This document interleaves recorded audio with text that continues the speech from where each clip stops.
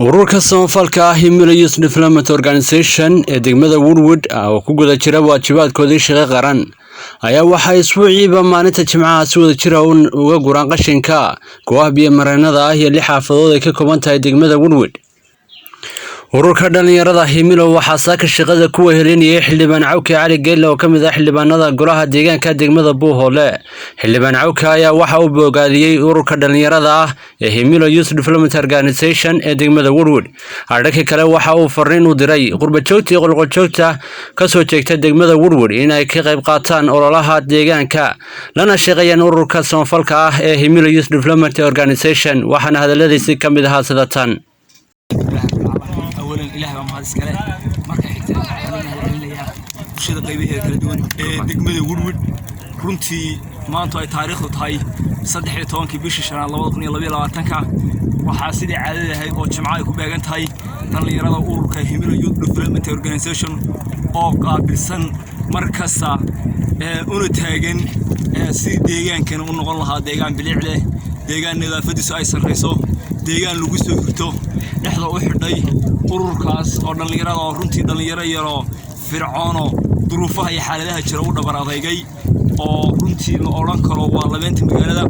waan uga mahad celinayaa mar labaad iyo mar saddexaadba sidan aad arkaysaan oo godka loogu talagalay in qashinka lagu nadiifiyo, taasoo maalin kasta magaalada degmada Woodwood oo lix xaafadood ah inay iyagoo tiraya oo labaatan gaari oo saddex gaari ku shaqeeya u dhabar adayga kana rawaxa maalin kasta oo Jimco ah 11 ilaa 12 barka. runtii dhalinyaradani waa dhalinyaro u baahan garab istaag, waa dhalinyaro u baahan in la qiimeeyo, waa dhalinyaro u baahan in laga bogaadiyo. waayo deegaan marka lagu leeyahay ama magaalo ama degmo ama caasimadda waxa uu qabtaa waa jiilka soo kacaya ee wax garadka ah ee wax bartay ee duruufta iyo xaaladda deegaanka og. waayo dhalinyaradani waa qurbajoog ma waa qolqoljoog deegaankan way u dhabar adeegeen ururka Himilo Youth Development Organization oo ahaa urur in badan ka shaqeynaya deegaankan xaalado badan la soo dirsay.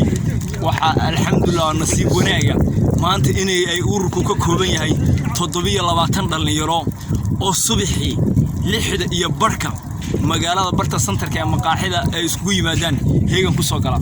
waxaan leeyahay mar horena waan ka hadlay qurbajooga iyo qolqoljoogta deegaanka ee ganacsadayaasha war waxaan leeyahay dhalinyaradaas duruufaha iyo xaaladaha ku jirta waa in la garab istaagaa. waayo ninka markuu moral u baahan yahay moral loo dhisaa berito xilliga lagu jiro waa xilliga roobowga, waa xilliga u baahan nadaafadda in wax laga qabto. taas waxaan ku bogaadinayaa ganacsatada waxa garadka aqoon-yahanka in garboodka dumarka qiimaha badan inay garab istaagaan ururka Himilo Youth Development Organization oo runtii ay moral xuduud iyo maskax iyo talo intaba ay ku garab istaagaan. aad baan uga codsanayaa waxaan sidoo kale ku boorinayaa inay ururkan wax la qabtaan. message kale waxaan u dirayaa qurbajoogta deegaanka soo jooga hadalkayga horena uu ahaa ururka Himilo oo runtii isxilqaamay u dhabar adeegay duruufaha sheegay ma laha guri ururku leeyahay guri kiraabay ku jiraan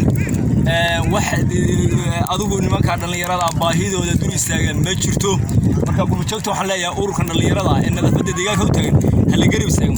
midda kale aan leeyahay waxa weeye waa magaaladii dhalinyarada la shaqeeyo dhalinyaradan la shaqeeyo hal garab istaago. taasaan kaga baxayaa sida u jeedaan waa meel oo dhan karo runtii waa meel waqti la geliyay. waan uga mahad celinayaa mar labaad iyo saddexaadba waxaan ku bogaadinayaa aan halkan runtii fakarka in badan dhalinyarada ka buuxisa garab istaagay.